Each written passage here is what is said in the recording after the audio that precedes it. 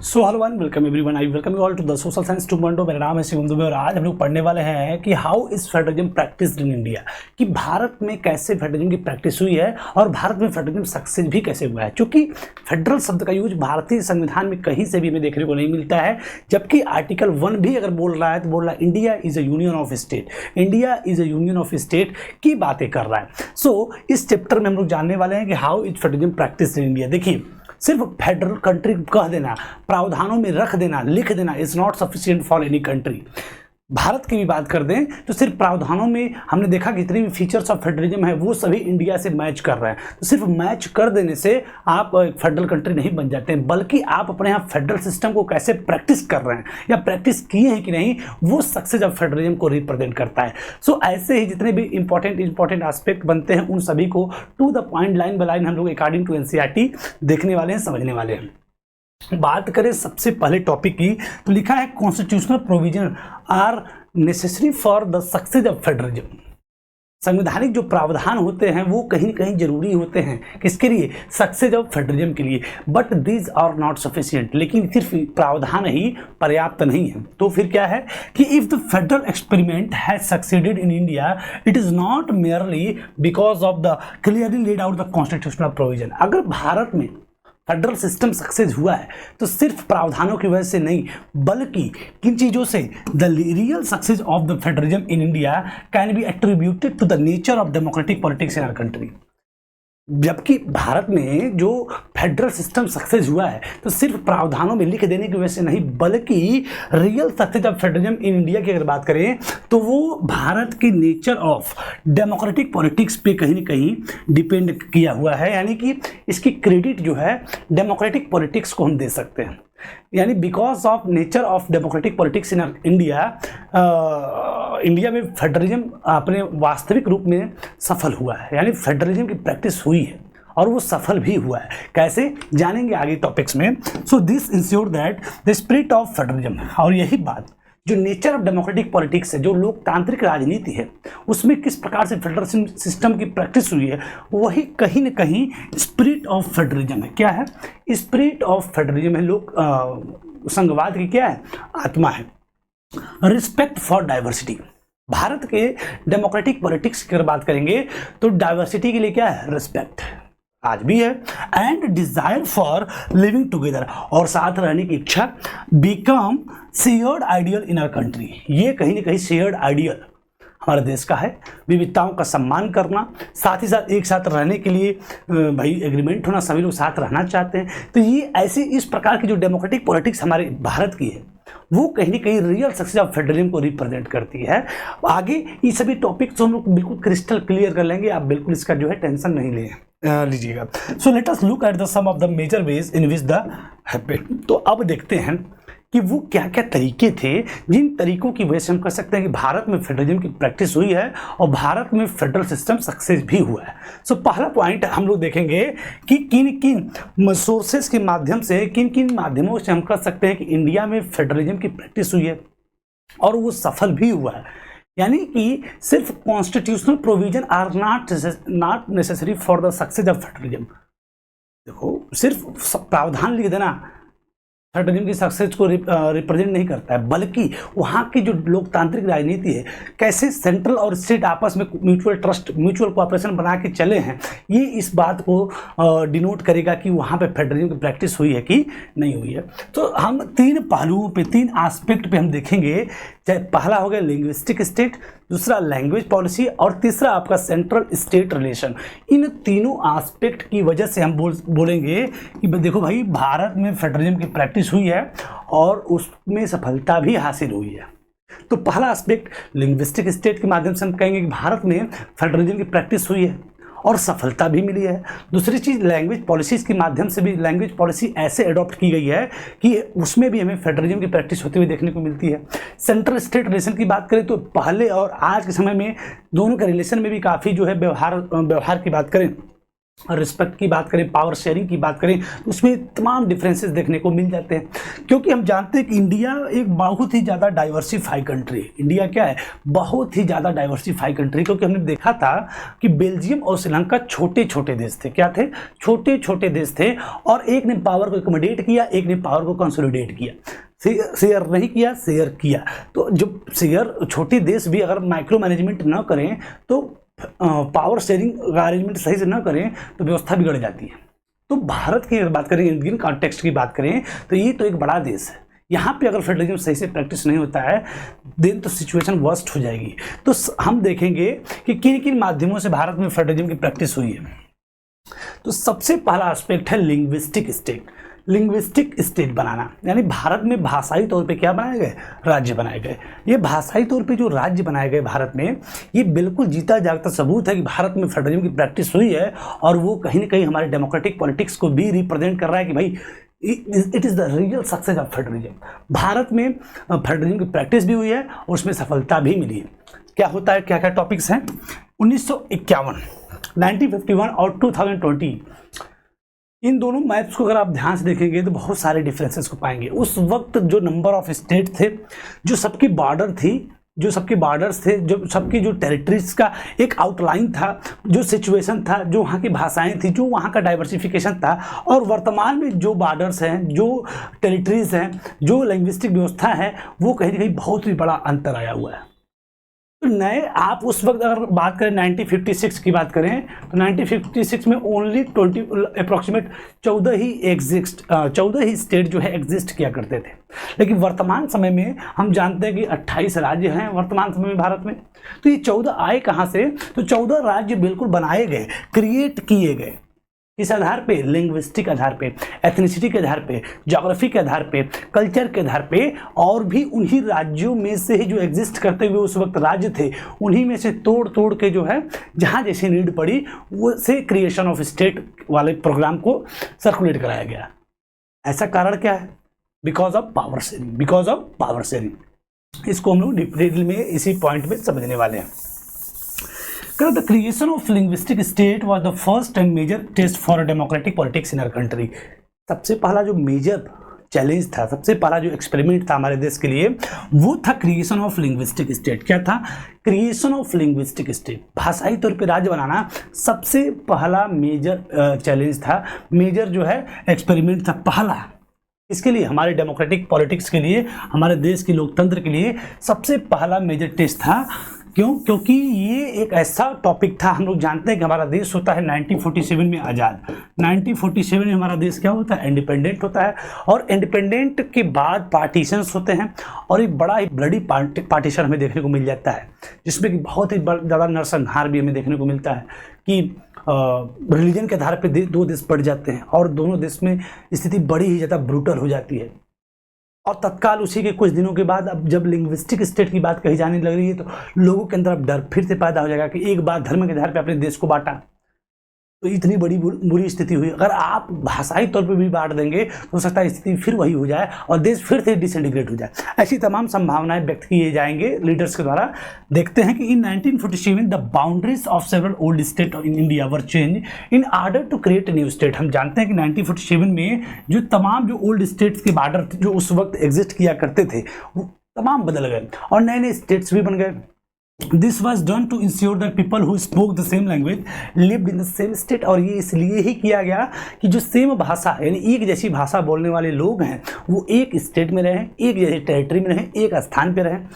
और some state were created not on the basis of language. कुछ इसके अलावा भी सभी स्टेट सिर्फ लैंग्वेज के आधार पे ही नहीं, कुछ स्टेट ऐसे भी बनाए गए to recognise difference based on culture ethnicity and और ज्योग्राफी। यानी कल्चर एथनिसिटी और ज्योग्राफी के आधार पे भी कुछ राज्य बनाए गए। कल्चर एथनिसिटी और ज्योग्राफी के आधार पे भी कुछ राज्य बनाए गए। यानी लैंग्वेज के आधार पे तो क्रिएशन ऑफ स्टेट का प्रोग्राम हमें देखने को मिलता है, साथ ही साथ कल्चर और एथनिसिटी और ज्योग्राफी और भी तमाम जैसी चीज़ों के आधार पे भी राज्यों का गठन किया गया 1947 के बाद। So these include like the Nagaland, Uttarakhand and Jharkhand. जैसे कि नागा कम्युनिटीज़ के लिए नागालैंड बना दिया गया, उत्तराखंड आपका जो है ज्योग्राफी के आधार पर बना दिया गया क्योंकि वो हिलिंग एरिया है।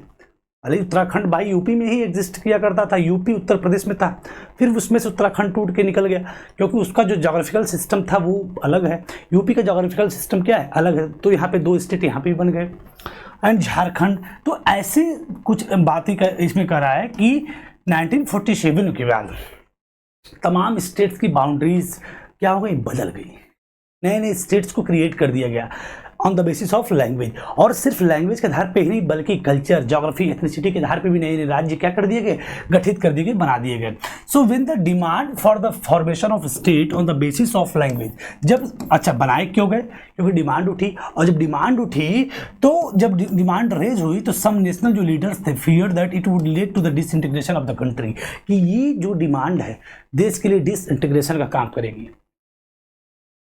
अब स्टेट्स को क्यों कोई बना देगा अपने आप, बना तो देगा नहीं, डिमांड उठी तभी तो बना रहा है। और डिमांड उठी तो कुछ नेशनल लीडर डर गए कि क्रिएशन ऑफ लिंग्विस्टिक स्टेट ये क्या हो सकता है, डर गए कि it would lead to the disintegration of the country, ये देश के लिए क्या हो जाएगा, देश की जो अखंडता है उसके लिए खतरा हो जाएगा। इसकी वजह से the central government resisted linguistic state for some times, इसकी वजह से जो सेंट्रल गवर्नमेंट है कुछ समय के लिए इस पूरी चीज़ों को, इस डिमांड जो क्रिएशन ऑफ स्टेट की डिमांड है उसको रेजिस्ट करती रही, रोकती रही, अवरोध करती रही। And but the experience has shown that the formation of linguistic state was actually made the country more United. लेकिन उसके बाद रजिस्ट तो कुछ दिन किया गया, लेकिन जब उसके बाद फॉर्मेशन ऑफ स्टेट हुआ on the basis of linguistic, on the basis of language, तो ये कहीं ना कहीं फॉर्मेशन ऑफ जो लिंग्विस्टिक स्टेट हुआ वो actually made the country more United. देश उससे और भी एकजुट हुआ, देश क्या हुआ, उससे और भी ज़्यादा एकजुट हमें देखने को मिलता है। डर रहे थे कि अगर बनाते हैं तो कहीं डिसइंटीग्रेशन ना हो जाए, क्या हो जाए, डिसइंटीग्रेशन ऑफ द कंट्री ना हो जाए। लेकिन जब फॉर्मेशन हुआ तो ये एक्सपीरियंस देखने को मिलता है कि इससे देश और भी ज़्यादा यूनाइटेड हुआ है। And it has also made the administration easier, और इसने जो है प्रशासनिक व्यवस्थाओं को, शासन की व्यवस्थाओं को चलाना और भी ज़्यादा क्या कर दिया है, आसान कर दिया है। तो जो फर्स्ट मेजर चैलेंज था वो था लिंग्विस्टिक स्टेट बनाना। क्या बनाना, लिंग्विस्टिक स्टेट बनाना। क्या बनाना, लिंग्विस्टिक स्टेट बनाना, और उसको बनाया गया। तो 1947 में हम जानते हैं कि 1947 में कुछ लगभग अप्रॉक्सीमेट जब फॉर्मेशन ऑफ स्टेट 1956 में आपका हुआ था तो अप्रॉक्सीमेट 14 ही स्टेट एग्जिस्ट किया करते थे। आज 28 है, तो 28 बने कैसे, कल्चर के आधार पे, एथनिसिटी के आधार पे, ज्योग्राफी के आधार पे, लैंग्वेज के आधार पे, जितनी भी जैसी डिमांड होती गई वैसे पावर की क्या कर दिया गया, शेयरिंग कर दिया गया। जबकि श्रीलंका में हम लोग जानते हैं कि जब तमिलियन ने भी डिमांड किया था कि हमको इंडिपेंडेंट तमिल एलम दे दो, या जो भी ऐसी कुछ पावर शेयरिंग की डिमांड की गई तो उसको नहीं दिया गया, क्योंकि उनको भी कुछ डर रहा होगा। उसी तरह यहाँ पे भी लीडर्स के पास डर था कि क्रिएशन ऑफ लिंग्विस्टिक स्टेट देश की एकता अखंडता के लिए क्या कर देगा, खतरा कर देगा। लेकिन जब लिंग्विस्टिक स्टेट बना दिए गए, यानी सेंट्रल ने पावर स्टेट को ट्रांसफर कर दिया, यानी फेडरलिज्म हमें प्रैक्टिस होते हुए देखने को मिल गया। भारत में रियल टाइम में फेडरलिज्म की सक्सेस का जीता जागता एग्जाम्पल क्या है, लिंग्विस्टिक स्टेट। भाषाई तौर पर क्या बनाए गए, राज्य बनाए गए, और इससे एडमिनिस्ट्रेशन सिस्टम क्या हो गया, और भी आसान हो गया। तो पहला जो फर्स्ट मेजर जो चैलेंज था, जो एक्सपेरिमेंट था, वो था लिंग्विस्टिक स्टेट, जो हमें देखने को मिलता है। यानी इसके माध्यम से हम कह सकते हैं कि भारत में फेडरलिज्म की प्रैक्टिस हुई है।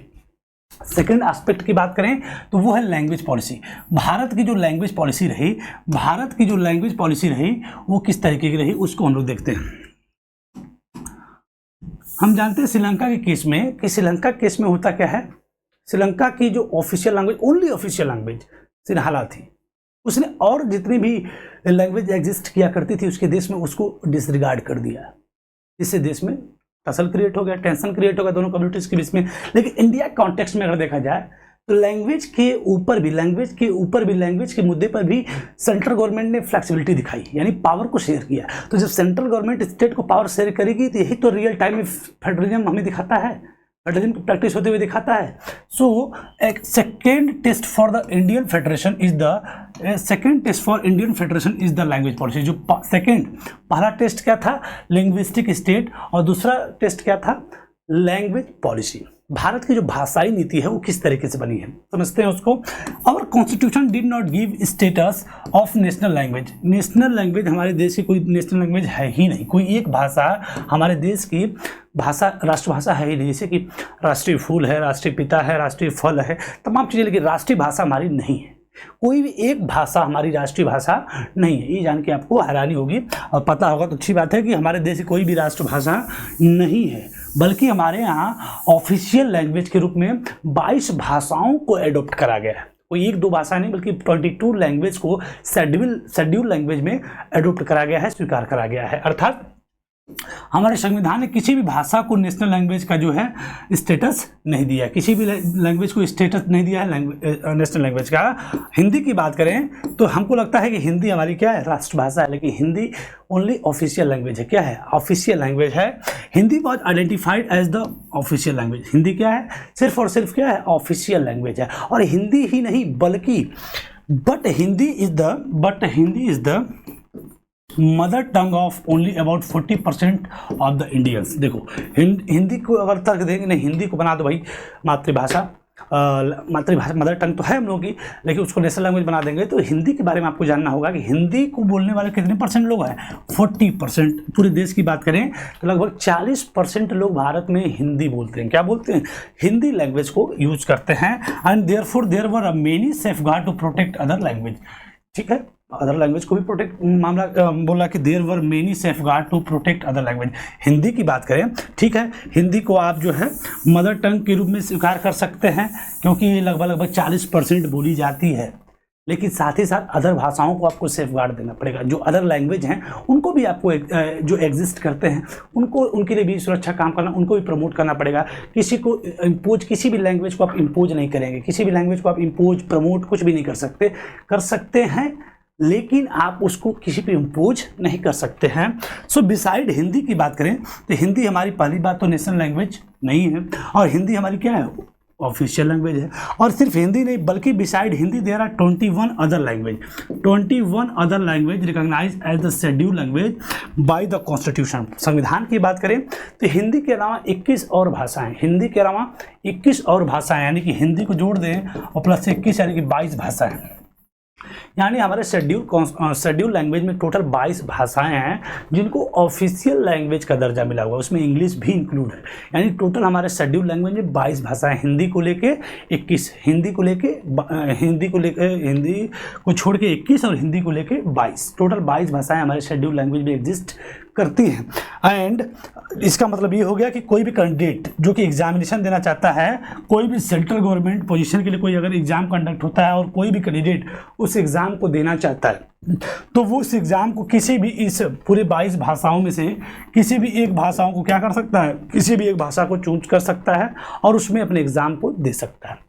यानी कि कोई कैंडिडेट सेंट्रल लेवल पे कोई पोजीशन निकलती है गवर्नमेंट की, उसमें एग्जाम, जैसे यूपीएससी का कोई एग्जामिनेशन, कोई यूपीएससी एस्पिरेंट है तो उसको अगर एग्ज़ाम उसका देना है तो इस 22 भाषाओं में से किसी भी भाषा को चूज कर सकता है और उसमें अपने एग्जामिनेशन में बैठ सकता है, दे सकता है।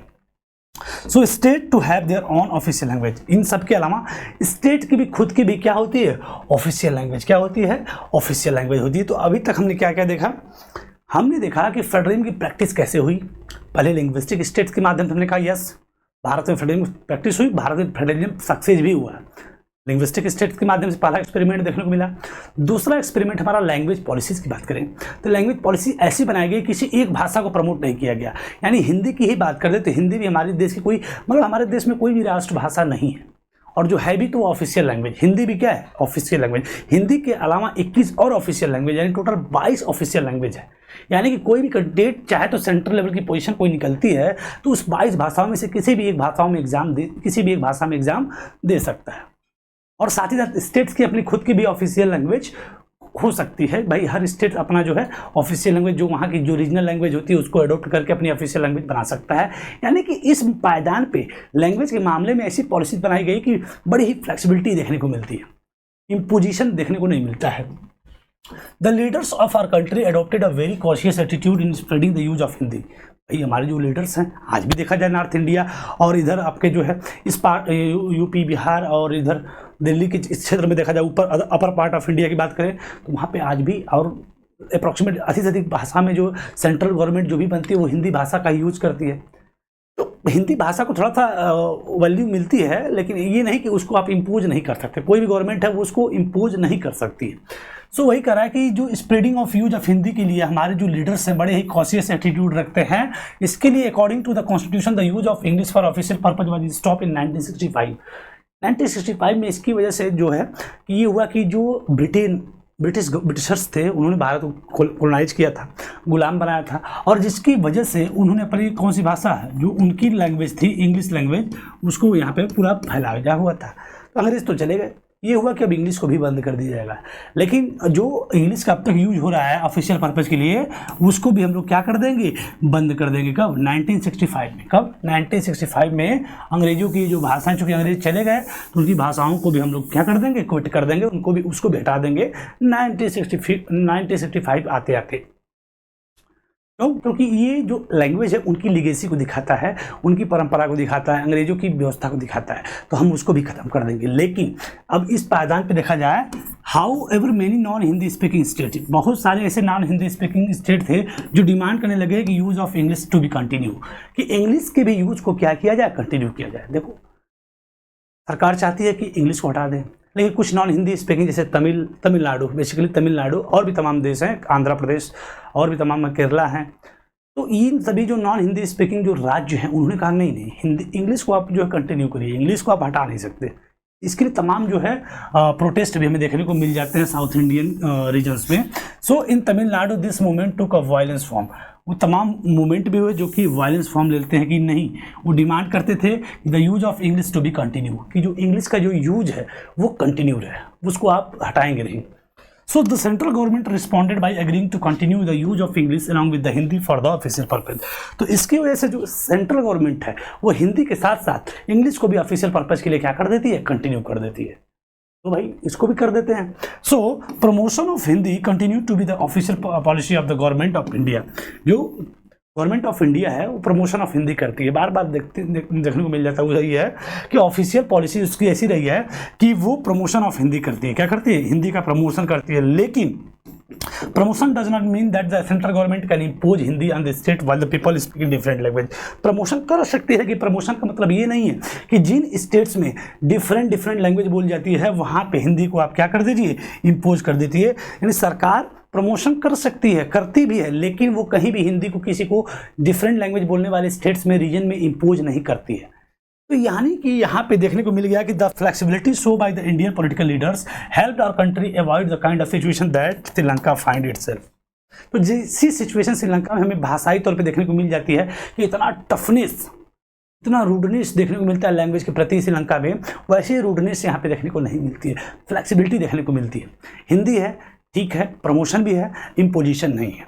हिंदी के अलावा आप इंग्लिश भी चाहते हैं, इंग्लिश को भी हम एक्सेप्ट करते हैं। यानी हिंदी ऑफिशियल, हिंदी हमारी नेशनल लैंग्वेज नहीं, हिंदी क्या ऑफिशियल लैंग्वेज। हिंदी के अलावा 21 और हिंदी के अलावा 21 और टोटल 22 भाषाओं में पूरी व्यवस्था की, मतलब संवैधानिक व्यवस्था पूरे देश की चलती है।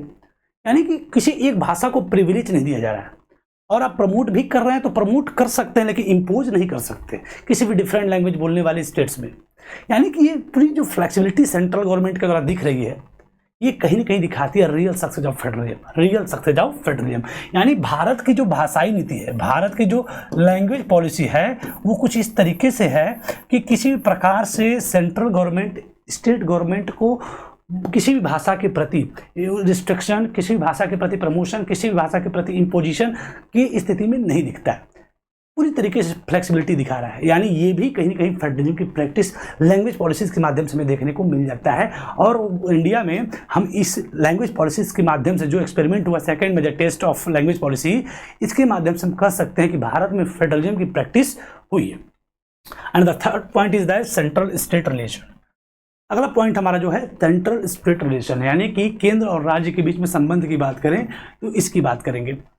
हम जानते हैं कि बिफोर 1990s, थोड़ा सा इसके डेटा को पहले क्लियर कर देते हैं कि बिफोर 1990s कंडीशन ऐसी थी, और आफ्टर 1990s की बात करें सेंट्रल स्टेट रिलेशन की, तो लगभग कुछ ऐसे करने का प्रयास किया गया, आज भी हो रहा है। देखिए, central government is more powerful than state government. We know very well that कि फेडरल गवर्नमेंट में अलग अलग पावर, अलग अलग कॉन्स्टिट्यूएंट यूनिट्स की जो पावर होती है वो वेरी करती है, उसमें कोई डाउट नहीं है। Central government often more powerful than state government होती है, लेकिन वो फिर भी फ्लेक्सिबिलिटी अपनी शो करती है। लगातार क्या करती है, अपनी फ्लेक्सिबिलिटी को क्या करती है, शो बनाए हुए। यहाँ पे क्या दिख रहा है कि स्टेट से ज़्यादा वजन किसका है, सेंट्रल का। यहाँ पे सेंट्रल और स्टेट दोनों क्या दिख रहे हैं, अप्रॉक्सीमेट इक्वल दिख रहे हैं, इनके मेजरमेंट लगभग एक जैसे दिख रहे हैं। लेकिन ये ऐसा क्या हुआ कि आफ्टर 1990 यानी 1990 के पहले और 1990 के बाद की कंडीशन में इतना परिवर्तन हुआ।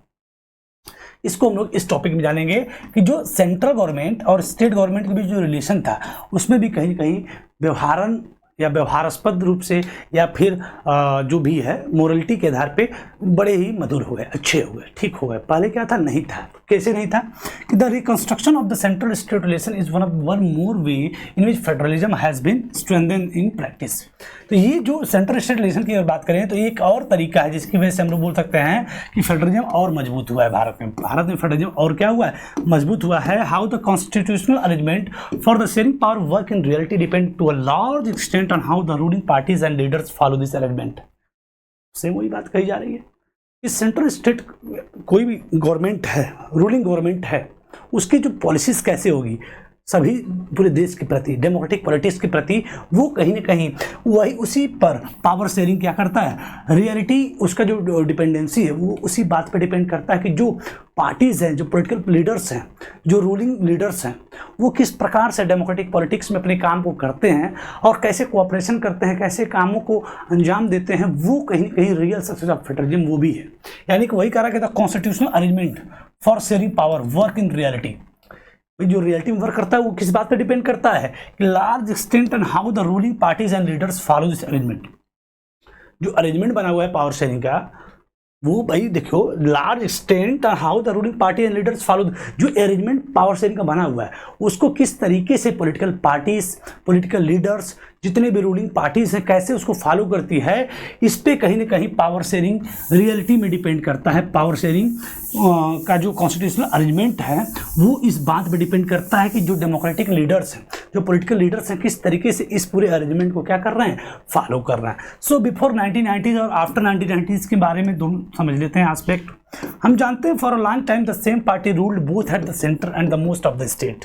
हम जानते हैं 1990s के पहले कि सेंट्रल और स्टेट दोनों में सेम पार्टी का ही रूल हुआ करता था, अप्रॉक्सीमेट लगभग। इसकी वजह से this mean that the state government did not exercise their rights on autonomous federal units. इसकी वजह से स्टेट गवर्नमेंट अपने ऑटोनॉमस फेडरल यूनिट की तरफ अपनी पावर को एक्सरसाइज नहीं कर पाते थे। क्यों? क्योंकि central government adequate resource, adequate power को जो ट्रांसफर ही नहीं करता था, क्योंकि सेंट्रल गवर्नमेंट को स्टेट गवर्नमेंट की नीड ही नहीं थी। अच्छा, so central government would often misuse the constitution to dismiss the state government that have controlled by the rival party. Rival party का मतलब होता है विरोधी पार्टी।